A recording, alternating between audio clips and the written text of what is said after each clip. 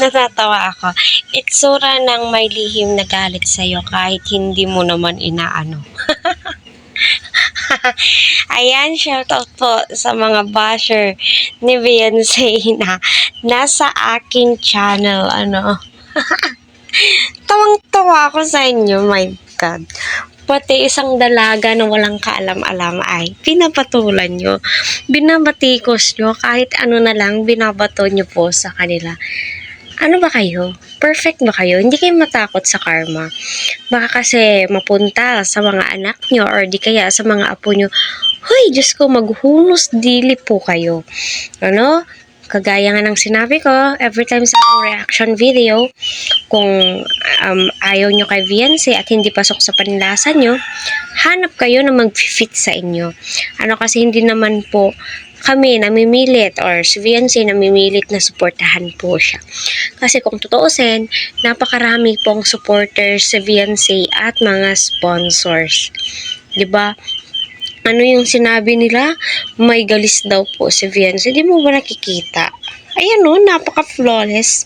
Mas flawless pa nga sa akin. Napakaganda ng kanyang katawan. Sana all. Totoo to. Yan yung picture na yan. Totoo yan. Yan yung mga mukha ng mga taong mapanghusga, mapanglain. Hindi mo maintindihan. Ako, my God, mahilig pa naman akong pumatol sa mga basher, totoo lang. Naiinis ako once na yung sinusuportahan ko ay binabash. Na wala namang ginagawang masama. Ano bang ginawa ni Beyonce sa inyo? Grabe yung galit nyo sa kanya. Halos yung physical appearance niya, yung panglabas na anyo niya, binabatikos nyo, pinupunapunin nyo. My God, kala mo naman napaka-sexy ninyo. Alam nyo yung mga basher dito, sa totoo lang, sa mga nang babash kay Beyonce, mga gurang, totoo lang, mga matatandang matatandang dalaga. Kasi hindi po sila natatakot sa pinagsasabi po nila.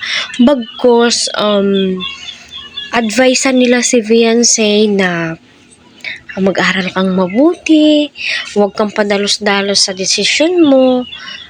Kasi mahirap ang buhay. Kahit andyan sila Kalingap Rab, matuto tayong yung boundaries natin, ganito, ganyan. Kung nahuhulog man yung loob mo kay Edu, ay pag-usapan ninyo, diba, ganun. Hindi yung, my God, ang landi mo. Parang di naman kayo nagdaan sa kabataan ninyo. Baka mas malandi pa po kayo. Kaya hinay-hinay po tayo.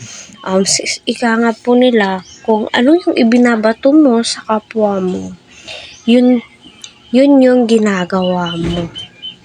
Yun yung ugali mo. Ang pangit ng ugali nyo, kasing pangit yung nasa picture na yan. My God, natatawa po talaga ako na naiinis na ewan ko ba. Di ko maintindihan ang aking nararamdaman. Charot. Na binabash si Beyonce. Nagtataka ako, ano ba yung mali ni Beyonce? Bakit siya binabash? Bakit pilit siyang hinihila pababa? Di na lang sila maging masaya. So, ayan, hanggang dito na lamang po.